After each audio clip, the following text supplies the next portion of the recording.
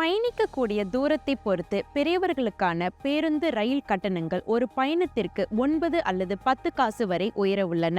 மூத்தோர், மாணவர்கள், உடற்குறையுள்ளோர், குறைந்த வருமான ஊழியர்களுக்கான சலுகை கட்டணங்களும் 3 அல்லது 4 காசு வரை அதிகரிக்கும் என்று பொது போக்குவரத்து மன்றம் இன்று அதன் ஆண்டுக்கான கட்டண மறு ஆய்வில் தெரிவித்தது. டிசம்பர் 27 முதல் 17.2 கிலோமீட்டர் வரை பயணிக்கும் பெரியவர்களுக்கான போக்குவரத்து அட்டை கட்டணம் 9 காசு உயரும்.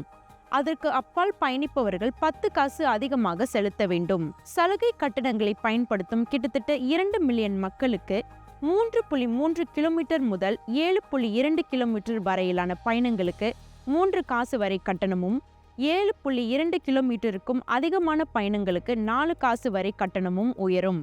3.2 கிலோமீட்டர் வரை உள்ள குறுகிய பயணங்களுக்கான சலுகை கட்டணங்களில் மாற்றம் இருக்காது. விரைவு பேருந்துகளில் பயணிப்பவர்களும் அதிக கட்டணம் செலுத்த வேண்டியிருக்கும். பெரியவர்கள் விரைவு பேருந்துகளில் 50 காசு வரை கூடுதலாக செலுத்த வேண்டியிருக்கும். மூத்தோர், மாணவர்கள், உடற்குறையுள்ளோர், குறைந்த வருமான ஊழியர்கள் ஆகியோர் 24 காசு வரை கூடுதலாக செலுத்த வேண்டியிருக்கும்.